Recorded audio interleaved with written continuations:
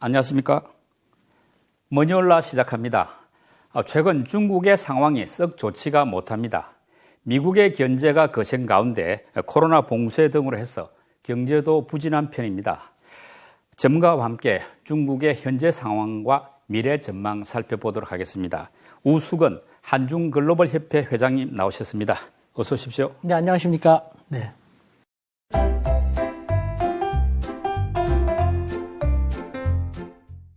저도 중국 특파원을 좀 지내봐서 약간 느낌이 있는데, 중국은 이 나라는 커도 사실 공개하는 정보량은 아주 적은 나라 아닙니까? 그러다 보니까 제대로 관찰하기도 어렵고, 더구나 어떤 일을 판단하기는 참 어렵지 않습니까? 네, 그렇습니다.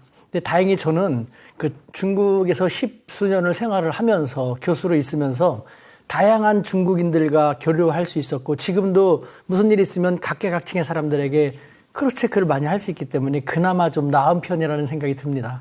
예. 오늘 토론 기대가 아주 큽니다.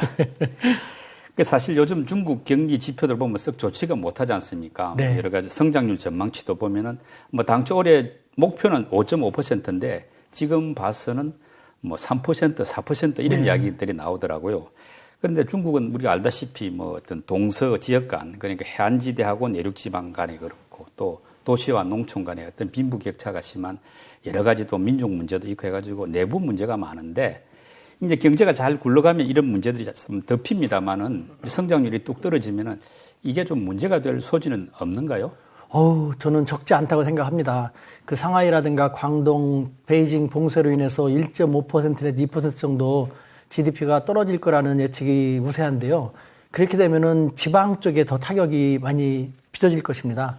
그럼 빈부격차라든가 양극화 문제, 지역격차 문제가 가장 큰 것인데, 그것이 다시 또 언제 어떤 들불이 될지 모르는 상황이기 때문에 중앙정부에서는 초긴장할 수밖에 없죠. 그런데 다행이라고 해야 될까요?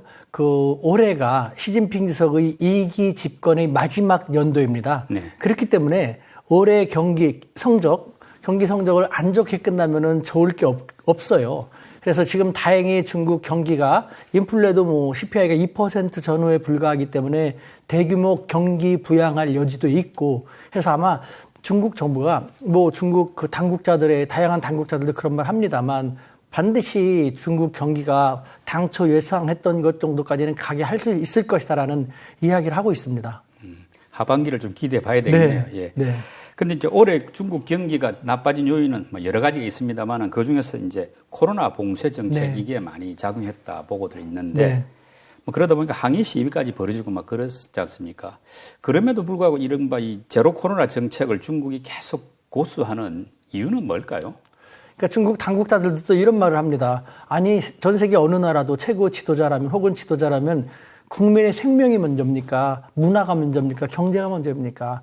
경제가 가장 중요한 건 압니다만 경제보다 더 중요한 것은 국가의 안전과 국민의 생명이다라는 것이죠. 그러니까 코로나는 잘 대처했습니다만 오미크론에 이렇게 큰 타격을 받게 될지는 누가 알았습니까? 일파만파 오미크론 속으로 빨려 들어가게 됐고, 그와 같은 상황에서 경제 상황이 급속도로 악화되고 있는 걸 알면서도 더 안 좋은 것은 오미크론에 의한 국민들의 생명, 안전인 것이죠. 아시다시피 중국은 아직도 그 상하이라든가 베이징 같은 대도시에 가더라도 글쎄요, 의료 인프라가 아직도 우리보다는 좀 미친다고는 생각할 수 없을 것 같습니다. 네. 하물며 지방으로 가면 갈수록, 내륙으로 가면 갈수록 의료 인프라가 아직도 많이 떨어지지 않습니까? 그와 같은 상황 속에서 또 내륙 지방에서는 어르신들 같은 경우는 백신을 맞지 않은 분들도 적지 않은 것으로 알려져 있는데, 오미크론이 치명도는 약합니다만 전파력이 강한 오미크론이 지방으로 일파만파 빠르게 확산이 되면서 사망자라든가 사상자가 많이 나오게 되면요, 공산당 정부로서는 그것보다 치명적인 것이 없겠죠. 그렇기 때문에 경제가 악화되는 건 알지만 가능한 한 빨리 사회를 좀 더 오미크론으로부터 안전하게 만들고 후순으로 경제에 눈을 돌리는 그런 수순을 택하고 있다는 생각이 듭니다. 예. 근데 사실 말씀대로 제로 코로나 정책은 시진핑 국가 주석이 이제 강조하는 걸로 알고 있는데, 얼마 전에 리커창 총리가 이 제로 코로나가 경제를 해치고 있다, 이런 취지의 발언을 하지 않았습니까? 그 말은 총리가 국가 주석에게 좀 부담이 되는 이런 발언을 공개적으로 한 셈 아닌가요? 글쎄요, 저는요, 우리 매스컴이 대부분 그렇게 보도를 하는데요. 조금 더 명확하게 사실관계를 확인하고 보도하는 것이 낫지 않을까라는 생각이 듭니다. 국가주석은 아시다시피 정무하고 외교를 총괄하고 그다음에 국무원 총리 같은 경우는 행정, 즉 사회하고 경제를 총괄합니다. 이 리커창 총리가 경제를 총괄하는 거 맞습니다. 그런데 갑자기 오미크론이라는 정말 전파력이 강한 병원군이 돌발하게 됐습니다. 그 상황에서 리커창 총리는 일단 국민의 생명 안전이 도선이기 때문에 잠시 자신의 업무를 말할 수가 없게 된 그런 상황이 된 것이죠. 그런데 현재 오미크론이 조금 완화되는 시점이 되다 보니까 리커창 총리는 중국 인민이라고 하지 않습니까? 네. 중국 인민들에게 그리고 자신의 상사인 시진핑 주석에게 나도 거저 밥을 먹는 게 아닙니다. 나도 일을 합니다라는 걸 보여줄 필요도 있을 겁니다. 그렇기 때문에 우리나라에서도 뭐 대통령이나 총리가 이런저런 핑계를 대고 경기 부양하는 것을 게을리해서는 안 됩니다. 확실하지 않으면 안 됩니다.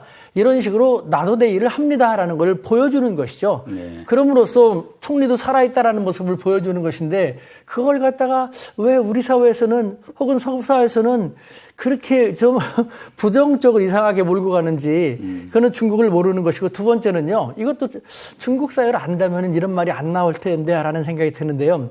아시다시피 중국 언론은 통제력이 강하지 않습니까? 예. 언론은 뭐 재갈이 물려있는 것 자신들도 인정을 하고 있습니다.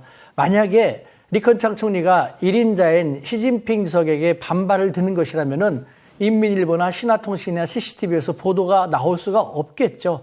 정말 하나하나 아주 꼼꼼하게 그 중국 언론은 체크하고 그 방향을 지시하고 있거든요. 그것에 리커창 총리가 나와서 경제를 더 이상 게을리해서는 안 된다, 등한시해서는 안 된다라고 말하는 것은요. 위에서도 다 오케이가 된 것이고 합의 하에서 총리로서의 역할을 하고 있다는 걸 보여주기 위한 그런 것입니다. 따라서 지금은 뭐 실컷 좋건 시진핑 천하인 것이고 리커창 총리는 거기에 뭐 어떤 저항하려는 마음도 갖고 있지 않은 상태에서 자기 역할을 하고 있는 그런 상태라고 저는 말하고 싶습니다. 우리 회장님 말씀은 별 문제될 게 없다. 근데 말씀대로 서방 언론 같은 경우에서는 이게 어떤 시진핑 주석하고 리커창 총리 간에 약간 뭐 경쟁 내지 조금 심하게 나가면 권력 투쟁이 아닌가 이런 시각도 있었거든요. 우리 회장님 보시기에는 전혀 아니다 이런 쪽입니까? 시진핑 주석은요. 제가 알기로도 보시라이 전 중경시 예. 당서기와의 경쟁에서 보시라이를 숙청시키고 난 다음에 그때부터 지금까지 중국에서는 두 개의 태양은 없다. 존재할 수 없다라는 소리를 듣고 있거든요. 2018년에 이미 3연임을 위한 헌법 수정을 했지 않습니까? 그때 이미 반대 세력은 다 숙청이 됐다는 얘기를 할 수 있죠. 지금은 뭐 중국의 현지를 들여다보면 물론 반대파도 없을 수는 없겠습니다만 시진핑 주석의 권력 기반은 공산당 내에서는 공고하고 다만 민심이 가장 큰 변수인 것이죠. 이 오미크론 대처를 제대로 못해갖고 사상자가 많이 나오고 경제가 계속해서 안 좋게 되면은 그것이 가장 치명적일 수 있기 때문에 지금 시진핑 정권은 이 오미크론 대처에 가장 역점을 두고 있는 그런 상황인 것이죠. 네, 알겠습니다. 별 문제는 없다는 뜻으로 받아들이겠고요. 중국은 또 공동부유 이런 걸 모토로 해가지고 작년부터 여러 가지 규제를 하지 않았습니까? 네. 우리 생각해보면 교육 문제, 뭐 게임이라든지 또 부동산, 빅테크, 뭐 심지어 뭐 화장도 너무 심하게 하면 안 된다. 이런 정도 규제가 굉장히 많았던 걸로 기억이 되는데 이게 결국 이제 경기 부진의 한 원인으로 꼽히지 않습니까? 이게 작년부터 이렇게 한동안 규제를 아주 심하게 했던 그 이유는 뭔가요? 이것도 결국은 다른 측면에서는 시진핑 정권의 중국 국내에서의 자신감의 발로라고 할 수 있습니다. 아시다시피 중국도 이미 뭐 1989년의 천안문 사태처럼 무슨 일이 있으면 탱크라든가 무력을 가지고 국민들을 진압을 하고 강권할 수 있는 그런 나라는 이미 지났지 않습니까? 시진핑 주석이 만약에 우리나라의 사교육도 마찬가지입니다. 사교육이 우리나라에서 가장 큰 문제인 것이죠. 그다음에 게임 문제, 우리 청년들한테 영향이 많지 않습니까? 이와 같은 사교육이라든가 게임 문제 같은 거 우리도 규제를 하고 싶지만 쉽지가 않습니다. 대대적인 뭐 파워도 필요한 것이지 않습니까? 시진핑 주석뿐만 아니라 전임 장쩌민 주석이라든가 후진타오 주석에도 이런 문제는 축적되어 왔는데 건드리질 못했거든요. 정권의 지지 기반이 그렇게 단단하지 못했기 때문에 그렇지만 시진핑 주석으로서는 2013년 집권하면서도 지속적인 성장을 시켜왔죠. 그러다 보니까 국민들의 시진핑 주석 정권에 대한 그 지지 기반이 상당히 견고해졌고 그래서 나는 3년임을 위해서라도 그동안 우리 사회가 해결해야 했지만 해결하지 못했던까지 하겠다라는 자신감에서 이들 문제에 손을 들이댄 것이죠. 하지만 결과는 너무 일찍 발톱을 들이댄 것이죠. 뭐 국내적인 도광량회를 더 했어야 되는 것인데 예. 너무 일찍 뭐 샴페인을 터트린 그런 셈이 돼가지고 결국은 게임 문제도 그렇고 교육 문제도 그렇고 바로 뒤로 물러섰지 않습니까? 그러면서 지금 규제를 좀 풀면서 약간 양보하면서 한 발 후퇴한 상태에서의 타협안을 찾고 있는데 다시 말씀드리지만 이와 같은 정책을 하려고 했다는 것은 그만큼 자신감의 발로인 것이고 뒤로 후퇴했다라는 것은요. 아직 그만큼 성숙된 상황은 아니다. 조금 더 정권 기반을 견고히 하고 국민들이 지지 기반을 단단히 한 다음에 좀 더 파워풀하게 그 추진하지 않으면 안 된다라는 그런 것을 암시하는 것이죠. 예. 말씀대로 시진핑 국가주석이 이제 올 가을에 공산당 전국 대표대회 통해 가지고 이제 3년임을 할 걸로 시도할 걸로 다들 알고 있는데 그 하기 위해서는 이제 경제가 일단 탄탄해야 되고 잘 돌아가야 된다는 어떤 전제 조건이지 않습니까? 그런 측면에서 이제 3년임 시기가 좀 임박해지면서 그 규제를 좀 이렇게 후퇴하는 게 아니라 말하자면 규제 자체 좀 완화하고 네. 또 대대적인 경기 부양책도 좀 펴지 않을까 하는 기대감들이 네. 잔뜩 있는데 네. 우리 회장님 생각도 마찬가지다 이 말씀이죠? 네, 그렇습니다. 그 대대적인 경기 부양을 하리라 생각하고 또 반드시 하지 않으면 안 될 거라는 생각이 듭니다. 모두에 말씀드린 것처럼 지금 그 3년임을 상당히 중시하고 있고 사실상 3년임은 확정된 거나 마찬가지입니다만 뭐 그때까지 지지 기반이 흔들리게 되고 민심이 흉흉해지면은 좋을 게 없지 않습니까? 네. 그것을 생각해서라도 그렇고 또 말씀드린 것처럼 올해가 시진핑 2기 네. 집권의 마지막 해인데 마지막 성적표를 너무 초라하게 해서는 안 될 것이거든요. 그렇기 때문에 대대적인 경기 부양책을 만들고 있는 것으로 알고 있는데 제가 들은 바에 의한다면요. 적어도 3가지 정도는 이미 준비를 하고 있는 걸로 알고 있습니다. 네, 중국 경제에서 그 부동산 단일 항목이 차지하는 것이 약 17% 전후입니다. 상당히 높죠. 네, 거기에서 지금 벌써 LPR 기준 우대금리를 대출 우대금리라고 하죠. 네, 대출 우대금리를 이미 인하하고자 하는 시그널을 보내고 있거든요. 그러면서 경기를 회복시키겠다. 부동산 경기를 회복시키겠다. 네, 그런 모습을 이미 보이고 있습니다. 네. 그다음에 두 번째로는 감세입니다. 네. 작년만 하더라도 1조 1,000억 위안이라는 엄청난 금액을 감세를 했는데요. 예. 올해는 2조 5천억 정도까지 생각하고 있는 것으로 알려지고 있습니다. 그다음에 그 재정 적자, 재정 지출을요. 2.8% 정도로 당초에는 목표를 했습니다만 그것을 5% 내지 6%까지 늘려가지고 다양한 사회 투자, 간접 투자를 하려고 하고 있는 것으로 알고 있습니다. 재정 규모 확대를 한다 했는데 5, 6% 키운다 그 정도까지 그러면은 그만큼은 아니더라도 상당한 경기 부양 효과는 분명히 있겠네요. 그 돈으로 SOC, 각종 SST라든가 투자를 함으로써 부동산, 그 다음에 감세, 그 다음에 이 재정 적자를 통해서 그 코로나 경기로 인해서 후퇴된 1.5 내지 2%는 충분히 상쇄할 수 있다라는 것이 중국 당국자들의 설명이기도 하고요. 근데 여기서 조금 궁금한 게 문제는 이제 시기가 언제 그렇게 대대적인 부양이 들어갈 것인가 하고 또 한편으로는 계속 봉쇄 정책을 하는데 베이징 같은 경우도 요즘 또 봉쇄한다는 이야기 우리가 나오지 않습니까? 그러니까 봉쇄하면서 또 경기 부양하고 약간 모순되는 거 아닙니까? 이제 중국은요, 이미 상하이 같은 경우라든가 길림성 같은 경우는 전면적인 봉쇄를 했지 않습니까? 네. 이미 학습 효과를 얻었죠. 똑같은 봉쇄라도 전면적인 봉쇄가 아니라 중국 사람들은 지금 말장난을 잘하지 않습니까? 간접적으로 우회적으로 위드 코로나로 간다라고 말하면 좋겠지만 그동안 했던 것을 그러면 스스로 부정하는 결과가 되니까 예를 들면은 사회적 제로 코로나를 향해 간다, 동태적 제로 코로나 이런 새로운 용어를 만들어내지 않습니까? 예. 그 말은 아주 간단하게 말하면 이전에는 며칠부터 언제까지 다 봉쇄했지만 예외 조건을 둔다는 것이죠. 전면 엄격 봉쇄가 아니라 어떤 규진에 맞으면 거기는 봉쇄하지 하고 어떤 데는 며칠 하고 어떤 때는 상대적으로 완화시켜주고 상대적으로 완화시켜준 데는 경제활동을 분주하게 하면서 경기 부양을 해주는 이런 식으로 두 마리 토끼를 잡기 위한 여태까지는 오로지 코로나에 대한 오미크론에 대한 대책이었습니다. 지금은 두 마리 토끼를 한 건에 쫓겠다라는 그런 얘기인 것이죠. 예. 유연성을 좀 갖는다 정책에서 그런 뜻으로 보겠습니다. 그리고 요즘에 또 관심사 중에 하나가 이제 우크라이나 전쟁이 터지다 보니까 네. 지금 중국이 대만을 또 침공할 가능성이 없을까 이런 관심들이 높거든요. 지금 우리 회장님이 보시기에 어떤 중국의 대만 침공 가능성 현실화될 수 있다고 보십니까? 저는요, 거의 제로에 가깝다고 확신을 할 수 있습니다. 네. 왜? 그 어떤 무력 도발을 하게 되면요, 득실을 계산해서 얻는 것이 더 많아야 하지 않습니까? 그런데 얻는 것이 거의 없고 잃는 것이 너무 많거든요. 네. 그래서 저는 중국 당국자들, 다양한 당국자들한테 확인을 하더라도 똑같은 얘기를 합니다. 어떤 당국자는 우리가 바보냐? 우리가 왜 그래 바보같이 뺏기는 것만 남 좋은 일만 시키겠느냐라고 하는데 한번 다 함께 우리 매스컴을 생각하지 말고요. 여러분들 스스로 한번 생각해 봤으면 좋겠습니다. 중국이 현 시점에서 대만을 무력으로 뭐 도발을 한다, 무력으로 충돌을 한다 하면은요, 과연 첫 번째, 대만하고의 싸움이 아닌 것이죠. 네. 미국하고의 싸움인 것이죠. 그렇죠. 미국의 최첨단 무기가 기다렸다는 듯이 중국 본토로 날아가게 될 겁니다. 중국은 미국 본토를 타격하지 않고 대만을 타격하는 것이죠. 전쟁터는 대만하고 중국 본토가 되는 겁니다.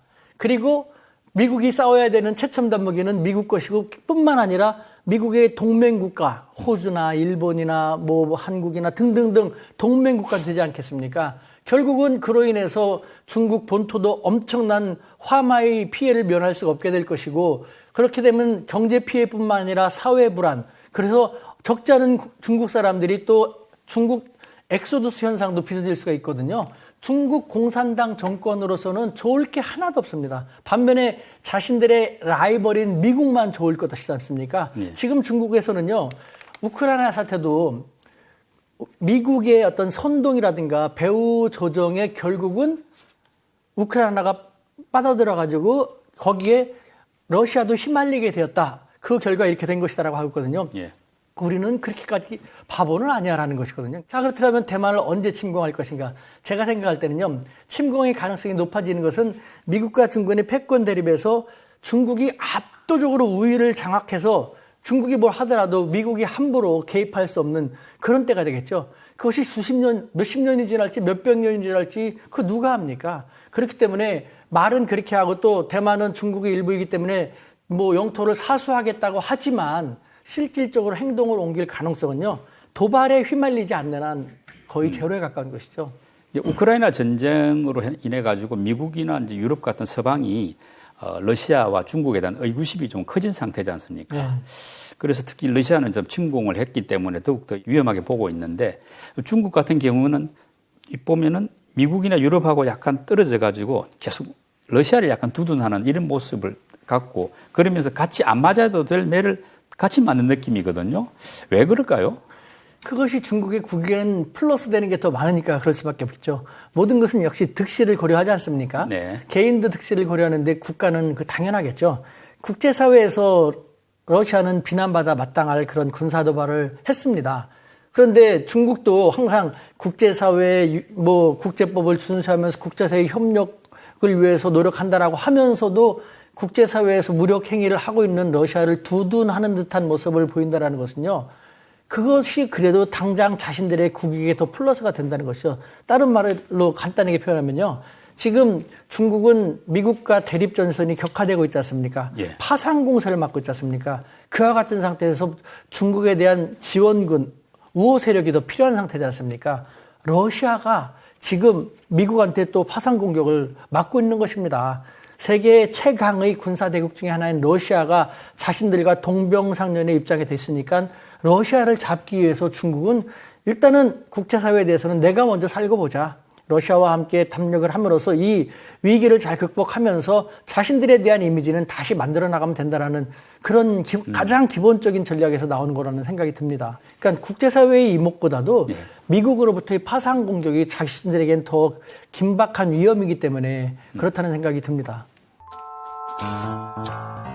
이게 만약에 정말 제대로 돼갖고 미국이 의도하는 대로 중국을 제대로 공급망에서 배제시켜 나간다면은 중국의 타격이 크겠습니다만, 또 실제로 이와 같은 상태에서 최첨단 공급망에, 반도체 공급망에서는 타격을 받을 수밖에 없습니다.